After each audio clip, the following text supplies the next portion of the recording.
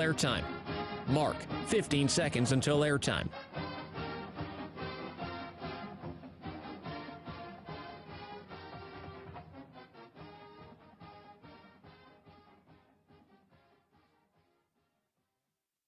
Oregon is going to the Final Four. The following is a Learfield presentation of the Oregon Sports Network. And Oregon is going to play in the national championship game. This is Duck Insider. We need to get community. We need this thing to be bigger than just our little circle of players and coaches. Are you kidding me? Touchdown, Oregon. With 2 seconds on the clock. He hits it. That's the bigger picture in this thing, allowing the community to celebrate the hard work, blue-collar mentality this group brings to the table. And the Ducks have won it. The Ducks have won. We get to struggle together, and we get to have joy together. The Ducks are Pac-12 champions. I am so proud right now to be the head coach at Oregon. Catch made. Touchdown, Oregon. This is Duck Insider on the Oregon Sports Network from Learfield, presented by OnPoint Community Credit Union. People are the point. Now let's go live to the Country Financial Studio to talk Oregon Duck Athletics. It is volleyball postseason match day. Good luck to Matt Ulmer's team coming up here tonight. If you're live with us in the 1 o'clock hour, they're the second match of the session out in Madison, Wisconsin. 6:30 is the scheduled first serve. The Ducks taking on Purdue after Wisconsin, the host team, takes on Penn State. That's all coming up tonight. Both are on ESPNU. And Knight Ureski, voice of Oregon Volleyball, has the call. He's got it for KWVA. As far as we know, Knight made it safely to Madison, but I want to point out to everybody, I did not get a text from Knight. Caden's directing the show today. Knight directed the show earlier this week, traveled to Madison, and as far as I know, we've got a hometown radio call coming up. Usually if I don't get a text about something, that means we're fine. So Knight, if you're tuned in, have a good call, buddy. About 6:20 is when pregame coverage will begin on KWVA, the student radio station here at the University of Oregon. So volleyball coming up here tonight. Should the Ducks be victorious, they will play the winner of Wisconsin and Penn State on Saturday. They get that day off on Friday, which is kind of new, actually, in the NCAA volleyball tournament. Last year, they made that adjustment. And I remember Matt Ulmer, he has said a lot that that was a huge adjustment to make for a number of different reasons. So volleyball coming up tonight. That is our Toyota Women's Sports Schedule Spotlight. Toyota, let's go places. Volleyball tonight. And then also this weekend, doubleheader for men's and women's basketball. Heard a bit from Dana Altman yesterday. Going to hear from Kelly Graves today. Teddy bear toss this weekend. The annual teddy bear toss is back. If you bring a new stuffed animal to donate to Toys for Tots, we'll love you forever. Doubleheader on Saturday. Men's basketball against UTEP is the nightcap. I'll have the call starting at 5:30. Chris Clayton's got the call for Oregon women's basketball against Portland State. 2 o'clock at Matthew Knight Arena. Doubleheader, 2 o'clock and 6 o'clock, women, then men. Pre-game coverage for both of our broadcasts a half an hour before the tip time. Toys for Tots, we do this every year, and it's one of my favorite moments when all of our events operation and marketing staff have to go clean up an entire basketball floor that is filled with teddy bears and stuffed animals. And I want to point out to everybody that it doesn't have to be a teddy bear. In fact, we obviously would prefer like some stuffed ducks. I'm serious. They're a thing. I got one for my son, and they're great. Like, he now said, this is actually a true story about being a dad. He now says quack, quack. And when I say, like, what is it? He just says it's a quack, quack. And then when I ask him about chicken, sometimes even when he's eating chicken nuggets, he says bok, bok. I'm not sure how I feel about the chicken while he's eating the chicken nuggets. The point is, whatever stuffed animal that you have, bring it to benefit Toys for Tots. One of the best community engagement things that we do all year long. Doubleheader for basketball coming up at Matthew Knight Arena. All right. Also, Liberty is the opponent. The Flames. One of the better mascots, honestly. Like, the Flames. How much fun can you have with that as a broadcaster? We'll find out when Jerry and Jorgie will have the call, starting with an 8 a.m. pregame show that I'll be hosting for you. 8 a.m. pregame show on New Year's Day. I don't think I'm going to be seeing the ball drop live.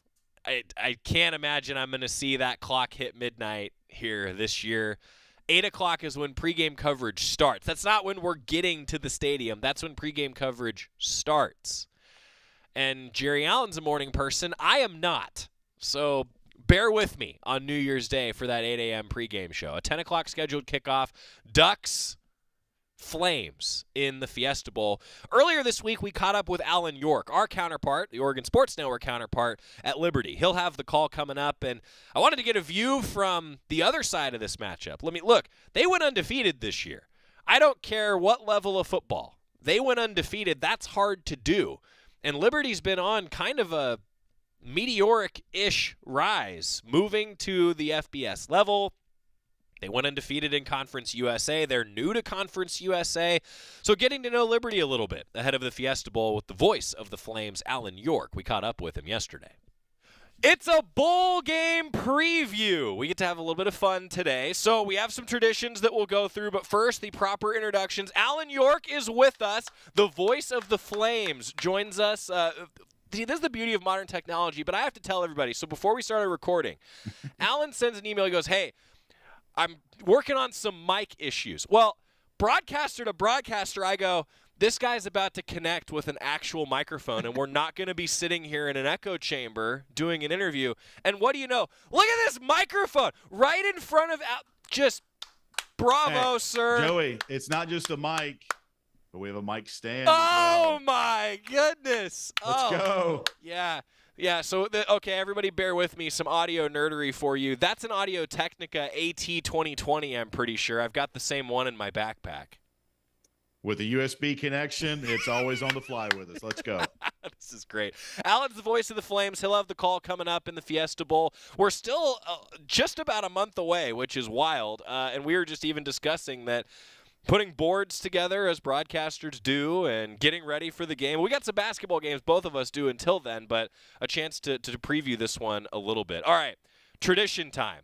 So every time we have a first-time appearance on the show, we ask that you tell your 2-minute life story. Now, we have a leaderboard. This is athletics. We're competitive. The whiteboard over there, the winning time so far, 1:59.56, Alan. And I've got a stopwatch rolling. I'm ready for you. So it's not Price is Right rules. The goal is just to get as close to 2 minutes as you can. The 2-minute life story, go. Born in North Carolina, specifically Andy Griffith's hometown of Mount Airy, North Carolina. It's known as Mayberry to most everybody across the country. From there, migrated an hour east to Greensboro, North Carolina, to Guilford College, the Quakers, Division III, played football and baseball, all 4 years, both sports. Nice. Graduated in 99. From there, met Tom Hart, who does a great job on the SEC network right now. He was doing minor league baseball for the Winston-Salem Warthogs, a Chicago White Sox affiliate. Go Warthogs. Worked under him for 2 years. He moved on to Double-A, Tennessee with the Smokies. I got his #1 job, so spent 4 years doing single-A baseball broadcasting for the White Sox affiliate. In 2006, because just happened to be in the same area where Learfield is today. It used to be ISP Sports. Worked for Chris Ferris for 4 years until 2010. Doing some odds and ends, production for some Power 5 schools, fill-in play-by-play. Liberty job opens up in 2010. Applied for it. Really was a job I coveted, but most people say I applied for it and got it. It's more than that. You have to interview. You have to know people. Got the job in 2010 and have been now going on 13 years strong. That was pretty good. Only 1:22 seconds, though. I mean, you've got another, 38 seconds if you need it. Well, if we fill in some gaps here, met my wife there it at is. Learfield. Then she left to take some other jobs as we started the courtship. Got married in 2008. We have 3 wonderful daughters, Maylee, Mary Carter, and Maggie Grace, ranging from ages 4 to 13. And all 3 birthdays within 2 weeks of each other. 2 of them the same date, March 20th. No kidding. Plus our anniversary, April 5th, is in that time frame as well. So a lot of celebrations late March, early April. Gosh, so right after March Madness ends, it's true madness in yes, your household. That's awesome. Well, that was much closer to 2 minutes. Alan, thanks for that. We've always done that. As long as I've been doing the show, it gives us so many interesting facts, like the fact that March Madness has a whole nother meaning in your household. That's awesome. And the fact I grew up in the same hometown as Andy Griffith, that's a headliner to a lot of people. That's great. So do you just like have the whistle tune constantly underneath you when you do events, like just to remind people of that? All the time. And I tell people, Joey, I'm Mount Airy, North Carolina. They look at me like, where is that? And I say, well, you ever heard of Mayberry? Well, of course. That's the moniker. And so if anybody is near the state line of Virginia and North Carolina, hop on I-77. It's about 2 hours north of Charlotte. Stop by for a weekend. It's a good tourist spot in Mount Airy, North Carolina. All right. Now it's on my list. I'll be making a lot more trips to that part of the country here coming up in the years ahead, Alan. So I'll put it on the list. Alan York, voice of the Flames, joining us. All right. So maybe I'm in the minority of Duck fans, but I don't think so. I need to know, like, the must-know facts about Liberty. Not just this season, but overall. Like, educate Duck fans on the Flames if you could. It is a school that you hear people, well, I didn't even know this campus was like this. I got here in 2010. At that point, the school was really starting to transform itself from an aesthetic standpoint. A lot of new buildings coming up, new athletics facilities. And they were a powerful FCS program up until 2017 when Liberty got a waiver from the NCAA to say you can go FBS as an independent. That never happens, hardly ever. Right. You have to get invited to a conference. But Liberty got a waiver to go as an independent in 17 and then moved to the ASUN a year after that. And then, 5 short years later, now we're in Conference USA. On top of that, you mentioned, Joey, outside of the athletics, it is the largest Christian school in the world. Wow. When you account for the online enrollment, which is about 100,000. Residential on campus, about 25,000, and really good nursing program, really good communications program, law school, med school. They got all the bells and whistles. And location-wise, 2 hours north of Greensboro, North Carolina, about 2 hours west of Richmond, and an hour and a half east of the Blacksburg, Roanoke area where Virginia Tech is. So Central Virginia, right there where the school is. Some really good local eats, as we all have in our college towns. And so that's the spot where we are here in Lynchburg, Virginia. So I was going to ask you about the conference realignment because obviously Oregon is new to this a little bit. And I was let's see, the last time the conference realignment cycle happened, I was in high school. So I didn't have quite as much, shall we say, inside knowledge of the way that conference realignment works. You've been through this. What's the conference realignment like, especially going into Conference USA and going undefeated this year? I think, number one, we all talk about it's the people on the campus that make what the campus is. And Liberty has some great folks that work here, students, athletic staff, et cetera. On top of that, they've got competitive teams and they're resourced really well. That can be kind of a black eye when you look at some other schools across the country, but it's, we're very fortunate, very blessed to be where we are with the resources that we do have. And a lot of that can be attributed to, God's grace on this campus. We would like to say that, but also the abundance of the online enrollment has helped funnel some resources Liberty's way.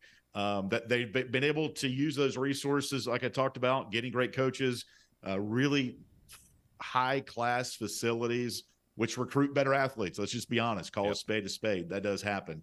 And so I think that has attracted conferences to Liberty. When I got here in 2010, Liberty was on the cusp of making the FCS playoffs, and they finally did that in 2014. And then right after that, the desire to move FBS. And at one point, there was some courtship between the Sun Belt and Liberty. That kind of fell apart, just reading tea leaves and reading message boards. A lot of the Sun Belt is public institutions, and that's great. Liberty's a private school. And so recruiting wars and who would win that financially, who would not. So the Sun Belt, I don't know if an offer was there or not, Joey, but that passed. And then The Atlantic Sun obviously is starting to sponsor football. At the time, it didn't. Yep. And so that was a step up from the Big South. We haven't mentioned the Big South yet, where Liberty was as an FCS team. And so now you go through a number of years in the A-Sun where Florida Gulf Coast kind of ran that league from a basketball standpoint. Remember Dunk City a few years prior, I think it was 14 or 15 maybe, they went to that run through the NCAA tournament. First year in the league, Liberty starts a 3-year run in men's basketball as conference tournament champs. Wow. 19, 20, and 21. So kind of dominated the league there. Now, I bet that kind of got the attention of maybe some other conferences. And then the Sun Belt had some, had some additions and defections from Conference USA. And so the domino effect happens. And Liberty that first year in FBS, it was 2018. But the summer of 2017, when the waiver came through, Joey, Liberty goes into Baylor in week 1 and knocks off the Bears. And so from there, you beat Virginia Tech in 2020. You beat Syracuse twice. Last year, you win home against BYU. You win at Arkansas. And so football, we all know the front porch light of our schools getting the attention of these other conferences that were in need of some schools. And it seems like a good fit. And then Liberty in year 1 with New Mexico State competes for the conference championship. New Mexico State was their first year in Conference USA as well. Right. So I'm not sure if anybody expected that to happen, but it did. And Liberty won the conference championship last Friday night. That was interesting. I thought just hearing about the similarities, too, between Liberty and then New Mexico State. I mean, think about that. Like, the 2 newcomers to the league are the ones playing for the title. Could happen in a few conferences next year, couldn't it? That's Alan York, the voice of the Flames. We're going to continue our conversation with him, talking Ducks and Liberty matchup in the Fiesta Bowl. Quick timeout. Back after this on the Oregon Sports Network from Learfield. Make the most of your holidays with a new Toyota at Toyotathon. From ski trips to holiday shopping, you'll be thanking yourself all season long. Dealer inventory may vary. Toyotathon ends January 2nd. Participating dealers only. Toyota. Let's go places. As a local community credit union founded by teachers, OnPoint is committed to supporting the students and faculty at the University of Oregon. And on game day, we're right there with you, on the field, in the bleachers, and in the classrooms. Drop by our local branch today and discover the many ways OnPoint can help support your financial well-being.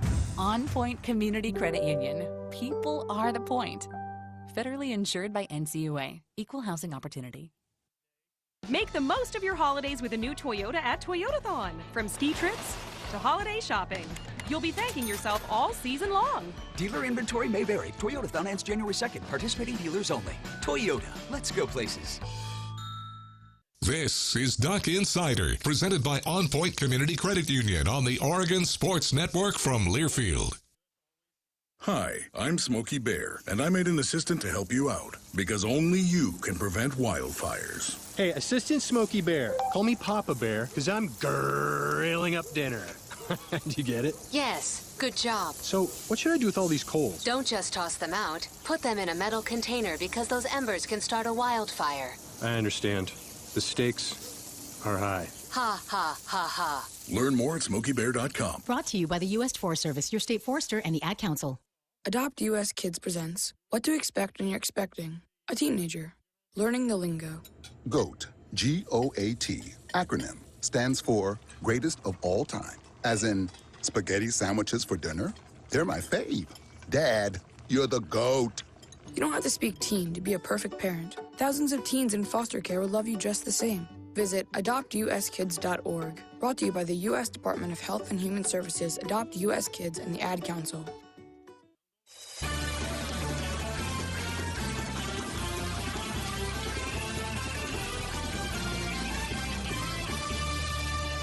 We're back on Duck Insider, presented by OnPoint Community Credit Union. Part 2 of our conversation with Alan York, our counterpart from Liberty. He'll have the call for the Flames coming up for the Fiesta Bowl. Every time we're talking Fiesta Bowl, one of our postseason partners, Toyota, is bringing you our bowl preview, brought to you by Toyota. Let's go places. Thanks to Toyota, one of a few, actually, that have joined on for the postseason run with Duck football.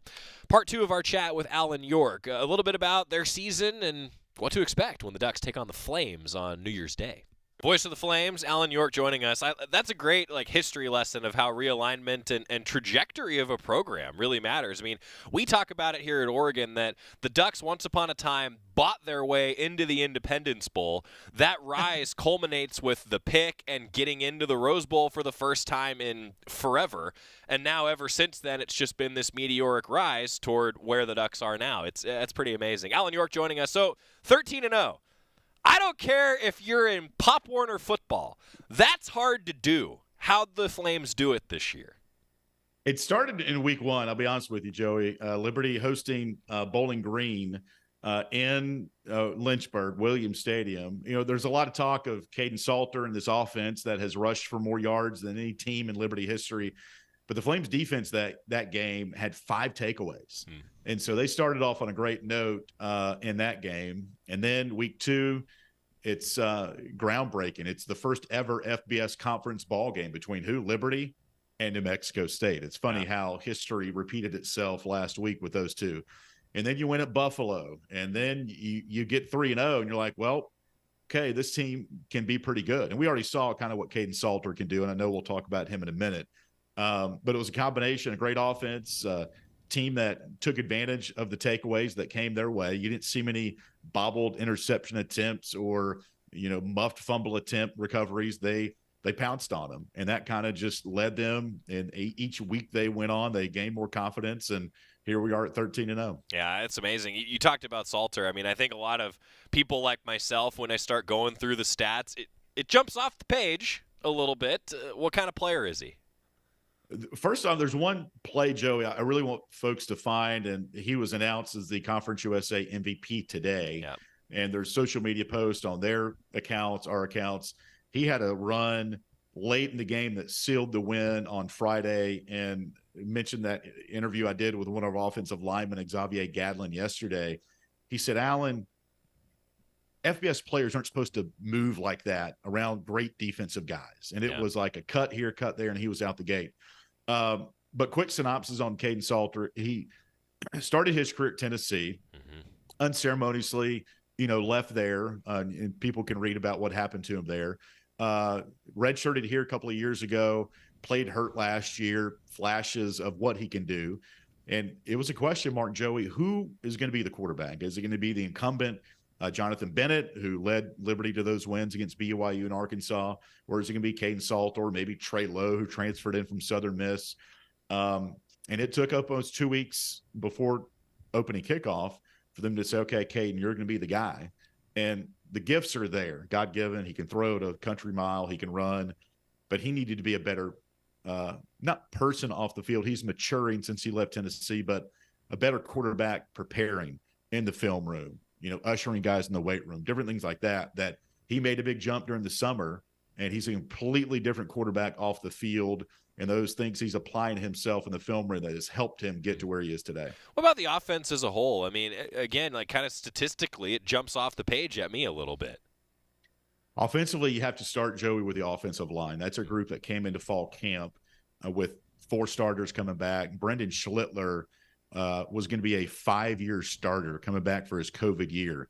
First day of contact in August, blows his knee out. Jeez. And so you're thinking, okay. Prior to that, a day or two before that, they lose true freshman Taj Boyd, who lost his life. And so right there, you're stacked against, all odds from an offensive line that now what? Your best lineman coming back now is like Xavier Gadlin, who's a great tackle.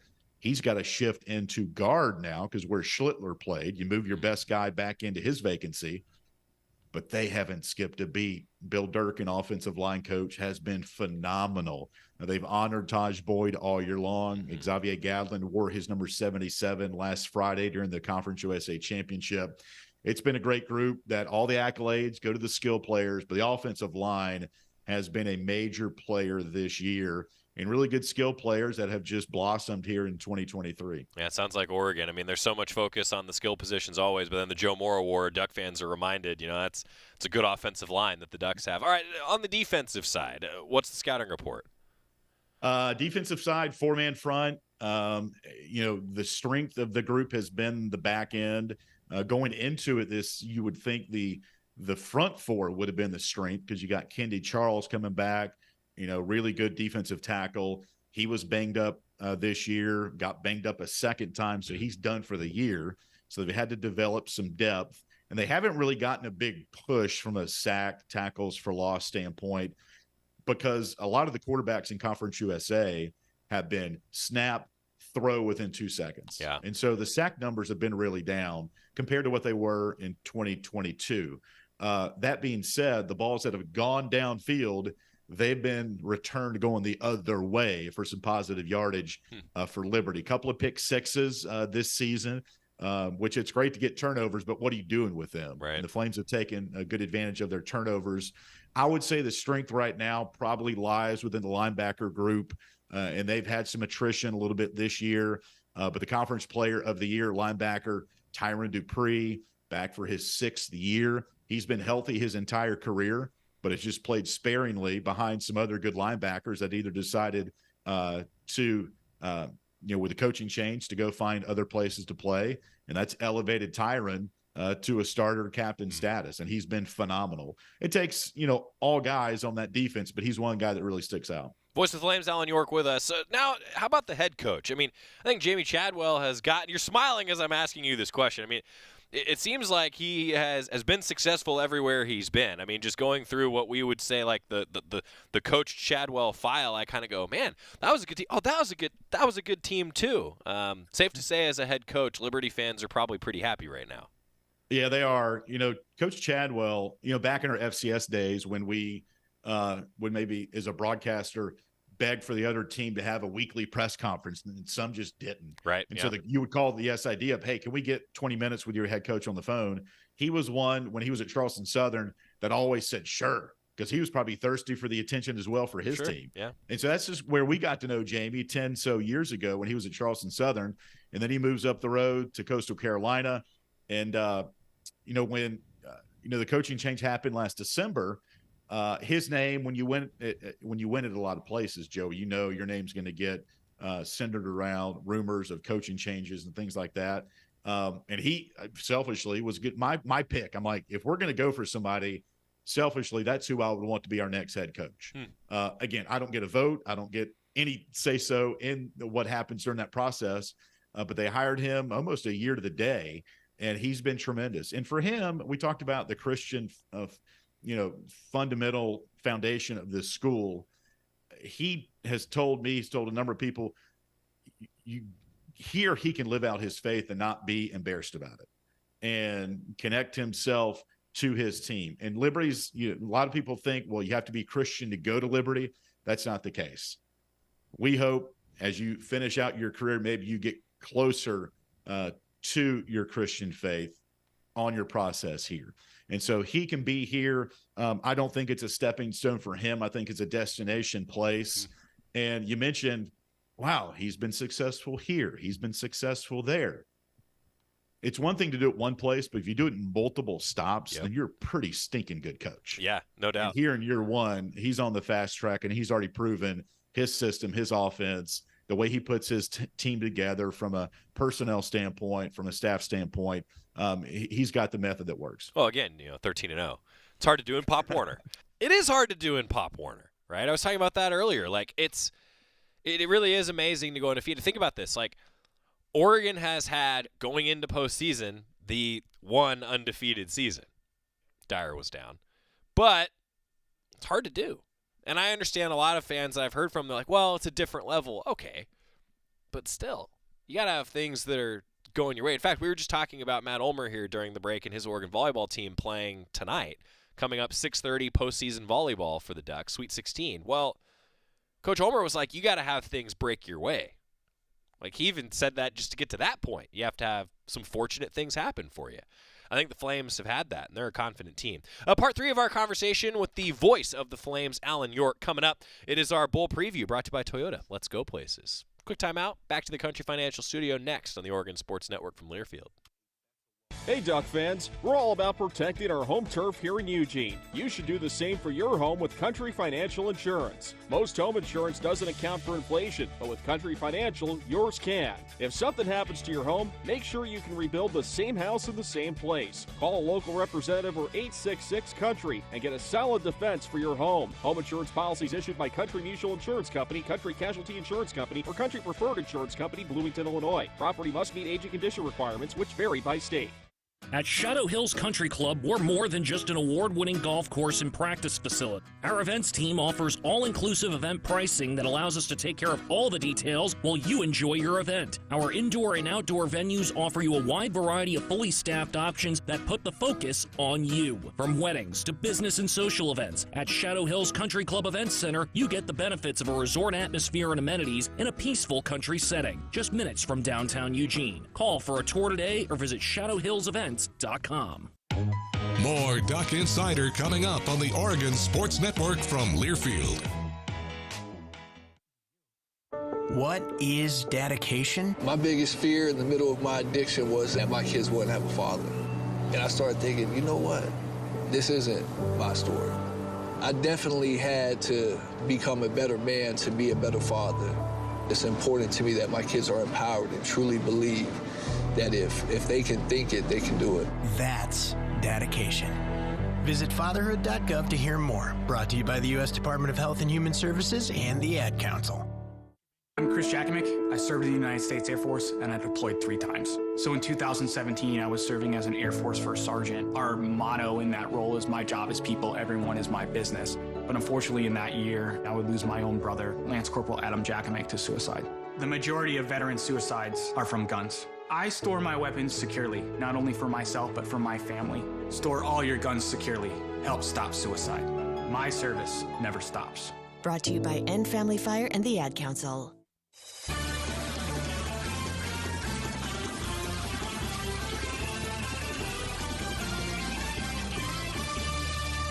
Back on Duck Insider, presented by OnPoint Community Credit Union. Joey Mack in the Country Financial Studio. Continuing our bowl preview, brought to you by Toyota. Let's go places. Our counterpart from Liberty, the voice of the Flames, Alan York. Part 3 of our conversation, including some of the keys to the game from the other side of this matchup on New Year's Day. 10 a.m. Pacific time kickoff. We'll, of course, have an 8 a.m. pregame show here on the Oregon Sports Network. Chatting with Alan York, Part 3. From the Oregon perspective, I'll just tell you, on like a team that knows how to win is a dangerous team. And I know Duck fans are probably going to hate that I bring this up, but I hate to say it. 2 3-point losses for Oregon this year to a team in Washington that played a ton of one-possession games and won them. Washington knew how to win this year, and we'll see what happens to them in the playoff. But I feel like that makes them a confident team. At least I'm expecting that from Liberty here coming up. Joe, you look at the record 13-0. As a fan, okay, are they winning by 2 scores, 3 scores? You go back and do our box scores and you look at our games, they've earned the 13-0. Now, okay, you can say, well, they didn't play any Power Fives. Okay, no. But guess what? There were Power Fives on the schedule in 2023 that when Liberty moved Conference USA, either we had to get out of the contract or, man, you guys beat BYU, Arkansas, Virginia Tech recently. We're going to back out of this contract and maybe schedule. Again, I wasn't privy to those conversations, but you can deduce what you want to.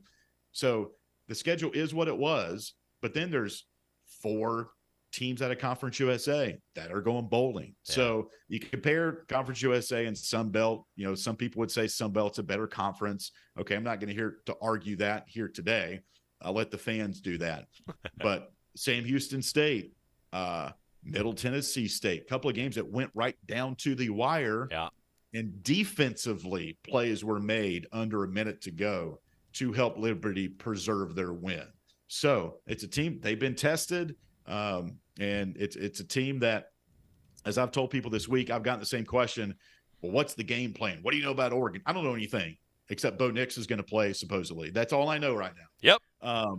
But at the same time, this month, that leads from whenever we got done, because you guys in Liberty, your last game was on the same night. Yep. Last Friday. Between there and January 1st, you can't win the game, but maybe you could lose it on your prep, because that's a month off. I mean, you guys are used to having a month off before bowl games. Liberty certainly isn't. Yeah. And so I'm curious how they're going to structure things when they make their way out to the Phoenix area on December 27th. And I've got complete faith in our staff and our team. They've never been here before.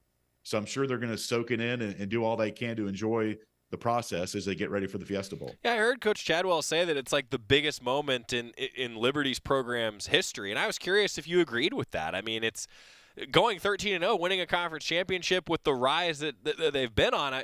I don't know. Like, I guess it is a really big deal, right? It is. And, Coach Chadwell has talked about checkpoints, and it's just a checkpoint. And like, first off, this year, Liberty, no team had gone 9-0. Liberty did that. No Liberty team had won 11 games. Liberty did that. No team in Virginia had ever gone 12-0. And we're talking Virginia Tech. Liberty did that. So all these checkpoints lead up to the Fiesta Bowl. Yeah. And yes, I agree with him 100%. Liberty's had multiple trips to the NCAA tournament, baseball regionals, etc. But nothing is going to trump right now a New Year's Six game. And as I tell people, I'm 46 years old, Joey. When I was growing up in the 80s, January 1st was the jam when it came to bowl games. And now it's great. Don't get me wrong. 40-plus bowls, great. Your team's going, your team's not, whatever. You can debate it and have fun with that. But playing on January 1st, a couple of years ago when they decided to have these New Year's Six bowls, and I know they're not all on the 1st because they just can't be anymore, but to have it on January 1st, that is just something that's really cool.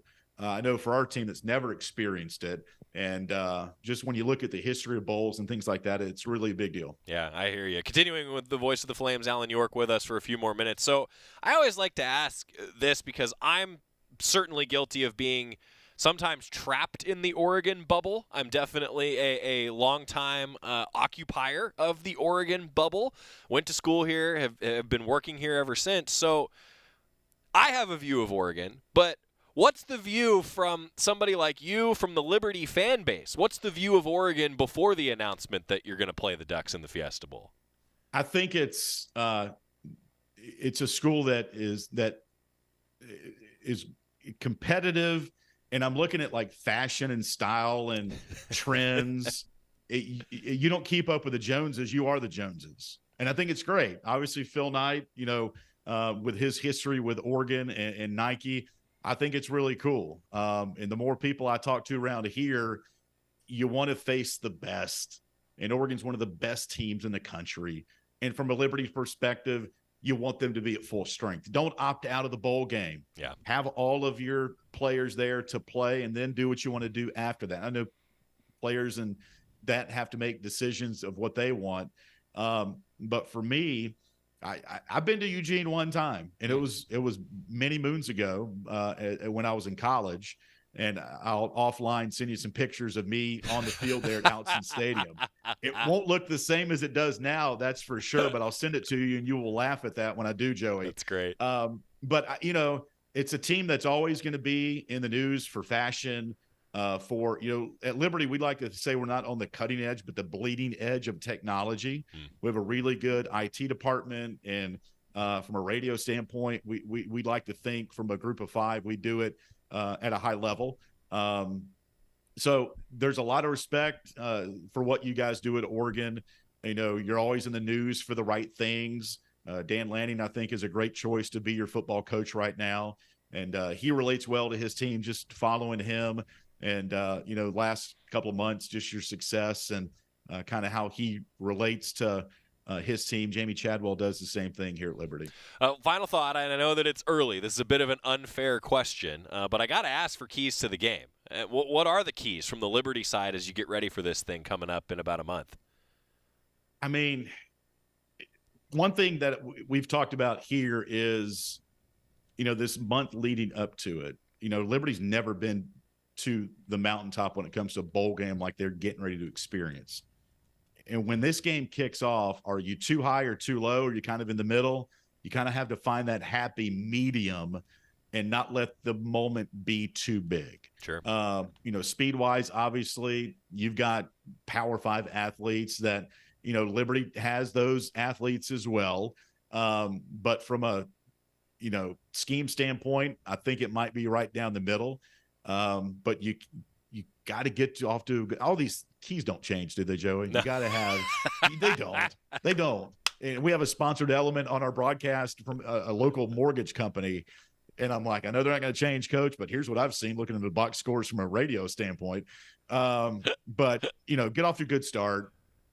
Don't let the speed of what Oregon's going to present be too much of a hindrance, and give yourself a chance. And I know there's ebbs and flows in football games, and that can happen, but just stay in the game. I mean, I wouldn't even say 3 scores is insurmountable to come back. I mean, and I'm not saying the game's going to get out of hand, but just enjoy the moment. Don't let the moment become too big, and then just scheme-wise, just see where you match up, and then that's when great coaches, make adjustments during the game, and we'll see how it turns out January 1st. Well, I can tell you that Mike Jorgensen, 35 years as the color analyst for Duck football, for 35 straight years and about 12 games a year, he said you have to run the ball. Yes. That's been the key to the game. So if that's the case, Liberty's in good shape then entering next month. That makes sense. Alan York, voice of the Flames. Hey, Alan, thanks for connecting. Looking forward to shaking your hand in person out there in Phoenix, and enjoy the lead up, and I look forward to seeing you at the Fiesta Bowl, huh? Sounds good, Joey. Looking forward to it. I know we're all busy the next couple of weeks with the holidays and crossover season, but never too busy to sit down and wrap it up with opposing broadcasters. Yeah, it was fun. We as you all know, usually every Thursday we do this, right? We get the opposing broadcaster on, talk a little bit about what's going on, and decided to do it this week. And it was funny. Alan and I wrapped up, and then we talked a little bit about, the build-up, and both of us have not done as much in-depth. If the game was Saturday, we'd be a lot more prepared. I'll just put it that way. And the truth is that it was fun getting a little bit of the history lesson on Oregon's opponent coming up. New Year's Day. Playing in the Fiesta Bowl, 10 a.m. kickoff, Pacific time. 11 a.m. local time, for those of you that are making the trip, by the way. Our bowl preview brought to you by Toyota. Let's go places. Quick timeout. When we come back, a little bit on volleyball. They're in action tonight. Postseason play for Matt Ulmer and crew. And then Kelly Graves, going to hear from him after women's basketball practice last night. Stick with us on the Oregon Sports Network from Learfield. Make the most of your holidays with a new Toyota at Toyotathon. From ski trips to holiday shopping, you'll be thanking yourself all season long. Dealer inventory may vary. Toyotathon ends January 2nd. Participating dealers only. Toyota. Let's go places. As a local community credit union founded by teachers, OnPoint is committed to supporting the students and faculty at the University of Oregon. And on game day, we're right there with you, on the field, in the bleachers, and in the classrooms. Drop by our local branch today and discover the many ways OnPoint can help support your financial well-being. OnPoint Community Credit Union. People are the point. Federally insured by NCUA. Equal housing opportunity. Make the most of your holidays with a new Toyota at Toyotathon. From ski trips to holiday shopping, you'll be thanking yourself all season long. Dealer inventory may vary. Toyotathon ends January 2nd. Participating dealers only. Toyota. Let's go places. Don't go anywhere. Duck Insider continues after these messages on the Oregon Sports Network from Learfield. Wouldn't it be great if life came with a remote control? You could hit pause when you needed to, or hit rewind, like that time you knocked down that wasp's nest. Well, life doesn't always give you time to change the outcome, but prediabetes does. With early diagnosis and a few healthy changes, you can stop prediabetes before it leads to type 2 diabetes. To learn your risk, take the 1-minute test today at doihaveprediabetes.org. Brought to you by the Ad Council and its prediabetes awareness partners. Sometimes I just cannot believe all the storms we've gone through here. I can only hope that we'll be able to leave this house to you one day, baby. You're our legacy. Planning for these disasters will make sure we're safe, and is the best way to protect that legacy. Protect your legacy. Visit ready.gov/plan for the tools and tips you need to start your emergency preparedness plan today. Brought to you by FEMA and the Ad Council.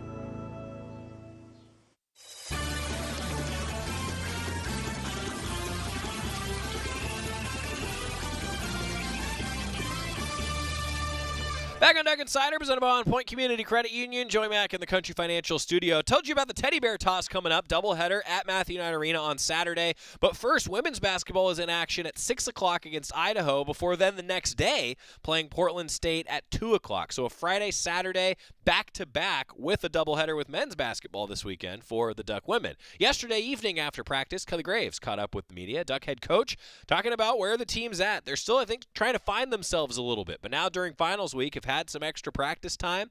We'll see what it looks like this weekend when they play 3 games in 4 days. They also play on Monday coming up, the women do. Kelly Graves after practice here. 3 games in 4 days. Yeah. What are you hoping to get out of this? What are you hoping to see coming off a couple tough losses? Well, we hopefully get a better taste in our mouth, by coming back home, and hopefully we can win these 3 games. We just got to compete, I think, a lot better. 3 and 4 days coming off finals is not going to be easy. We wanted to play the first game on a Thursday night, but we couldn't. Had to move it to Friday because it's within the finals week. So, I just told the team that, a lot of people go to those holiday tournaments. They play 3 games in 3 days. We're doing it 3 games in 4 days, and we're at home. So it's just the first night at 6 and then the second game at 2. That's a quick turnaround. So, hopefully, our kids are going to be able to focus, and it'll be difficult because of the finals. But I think we're going to be fine. I think they're excited to get back and get back up on the horse, so to speak. What does the routine look like when you go through that quick of a turnaround, like in terms of studying for the next team? Yeah, well, you hate to look ahead. We kind of did today. We kind of worked on Portland State a little bit because we're not going to have any time to prepare. We won't even have a walkthrough, really. So they didn't know we were working on Idaho, but we kind of put in some of their concepts. Tomorrow it'll be all Idaho because they're a good team, and we'll worry about Southern on Sunday. But it's going to be a whirlwind, and we just don't have a lot of depth. That's what concerns me the most. This is when players, are just, they're going to be out of gas, and we're just going to have to go out and compete and do the best we can. But, I think they're pretty excited to be back home. I think we went away from the Baylor game with a little positive taste in our mouth. I mean, we're not executing in some areas, but, we did some good things down there. What areas in particular stand out that you need to execute better? Well, I think number one, our field goal percentage and 3-point percentages aren't good, and I think part of that is we're not executing. We're taking quick shots early in the shot clock. We're taking contested shots. We're just being a little impatient. And then, just defensively, our transition defense has just not been good. And a lot of that is we're not taking care of the ball. We're some live ball turnovers. So, we're not the quickest team in the world. So if we commit turnovers in the open court, we're going to have a hard time running people down. So we've got to do a better job of taking care of it. So those are the 2 areas defensively, the transition defense and then the rebounding. We haven't rebounded well. We did, like I said, against Baylor, they're shooting 50-something% from the field. We held them to 39%. They were averaging 90-something points. We held them to 71. Our problem was they had 21 second chance points. If we would have limited them to 1 shot, and when we go big, we should be able to do that. We just we didn't, and that hurt us. Is there a third ball handler that's emerging at all with Chance and Kennedy are the ones right now who can kind of take care of run the offense? Is there a third player that you think is possible to get there at some point? Or I think both Sophia and Grace are, like Sophia, we had because Kennedy was out of practice today, so we had to run Sophia to 1. It's not ideal. Without Kennedy, we don't really have a true point guard. Chance is working on it, and she's coming. She just doesn't have those instincts that some others do, but she wants to do well. She's working hard at it, and I think she's going to get there. I really do. And she's spending a lot of time watching film. Been very impressed with her. I think sometimes out on the court she just feels like she's got to do it all, and so from time to time takes some tough shots, and I think that's part of the reason her percentage isn't great right now. What are some things that a point guard needs that maybe she's starting to click at a little bit better? Yeah, I think the great point guards, and we've been blessed to. I as a coach been blessed to work with some really good ones. They they have the ability to see everything and kind of be a step ahead. So, let's break down a simple pick and roll. As you come off that pick and roll, you look for yourself, certainly, if you can get the easy shot, then you look for the roller. But a real point guard is locking in not just on them and the roller, but who's helping on that roller, and then they find that open player. And she's getting there. I've been really impressed. And so that's, I think, just the great point guards have the ability to see everything that's going on at once. It's just an innate ability sometimes. And, I really admire and respect Chance for she wants to be a great point guard, and I think she's got the capability of doing it. So Kennedy, is trained more in that area, but her health hasn't been great right now, and she's just struggling to speed of the game and things like that right now. So we're still a work in progress. I came away from that trip. The Portland game was one that we again want to flush down the toilet, and all hats off to them. But the Baylor game showed me if we clean this up and this up, we're not that far away. Sophia's got a whole lot of responsibilities as a true freshman. Obviously, running the one is more by necessity probably than choice this year. But what gives you the confidence to let her do things like that and also have a lot of defensive responsibility during games? Yeah, well, she's real coachable. She can run all day, and she's just a freshman, just in probably a bigger role than you want freshmen to be in right now. But she's capable of doing a great job defensively. She really is. There was a couple of possessions. She literally guarded 4 different players in the same possession, covering for others. But no, she's coming. She's got a great attitude. I've just loved everything about her. She's a real competitor. Back to Chance, what was it like seeing her and Nancy Lieberman on Sunday? Yeah, it was pretty neat.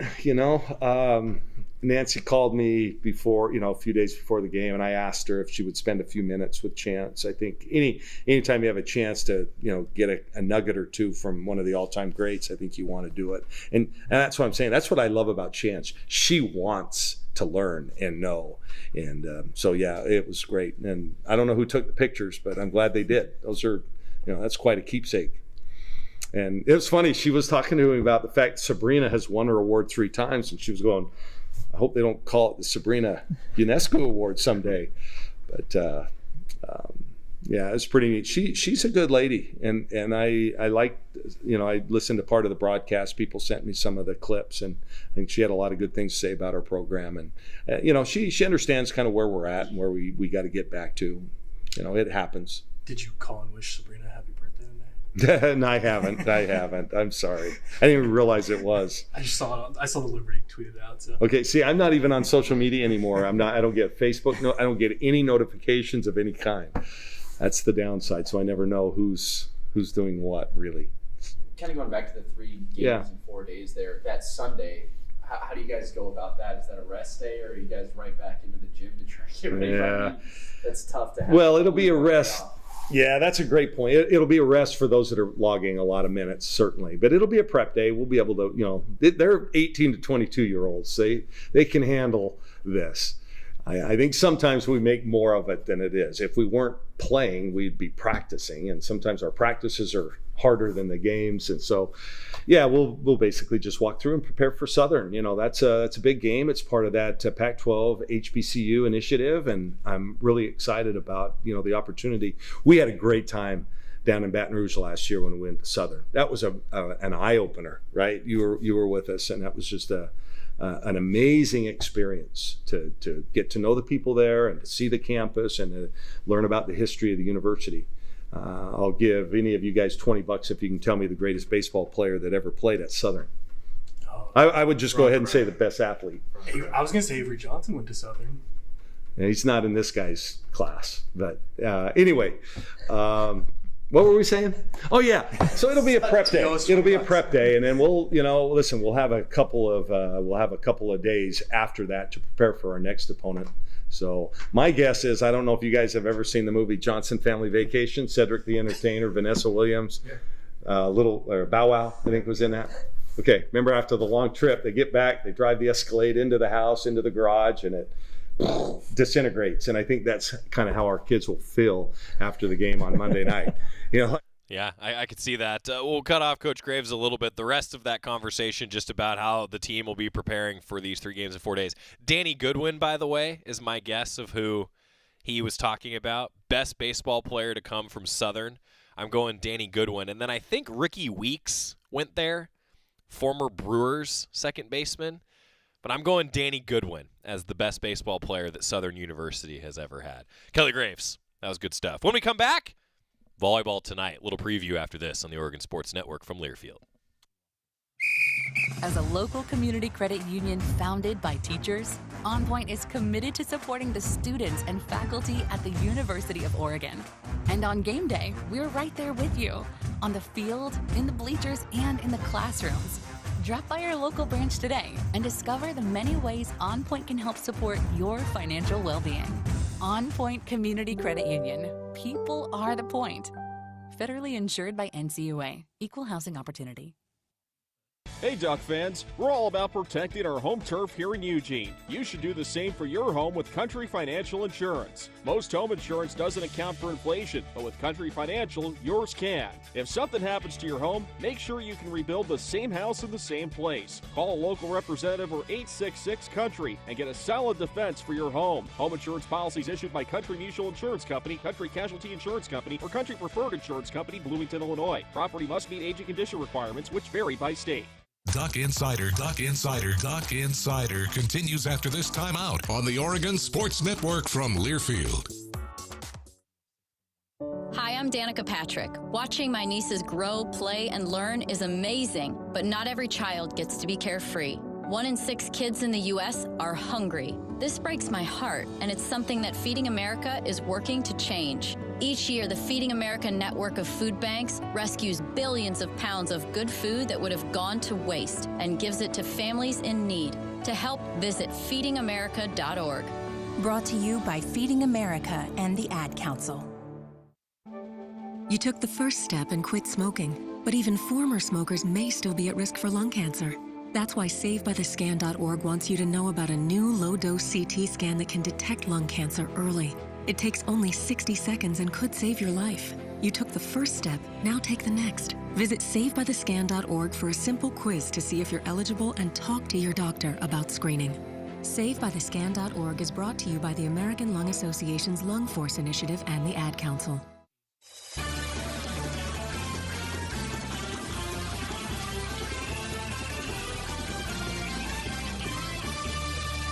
Back on Duck Insider, presented by OnPoint Community Credit Union. Well, Scott looked it up, and no, you didn't know. No, Lou Brock is a better one. Yeah, Lou Brock's probably the best to ever come from Southern. So maybe Chris Clayton, if you want to do that as part of your pregame coverage with Kelly Graves, be my guest. That's coming up. The third game in 4 days for Oregon women's basketball on Monday night against Southern. Well, this evening, look, this is huge. It's Sweet 16 volleyball. 16 teams are left playing, and the Ducks are one of them. Scheduled first serve is 6:30 tonight. Oregon and Purdue in Madison. Wisconsin, Penn State, 4 o'clock Pacific time. They started off. Knight Ureski's out there. He'll have the call on KWVA coming up this evening, 88.1 FM here in Eugene. ESPNU has the TV broadcast. I had to think about that for a second. We'll have a post-match for you tomorrow and preview the weekend. See you tomorrow. My simple solution to the problem was remove people from the scene and help them feel safer. In response to attacks against Asian Americans, Maddie Park raised over $250,000 to donate cab rides to the Asian community. There is so much more work to be done.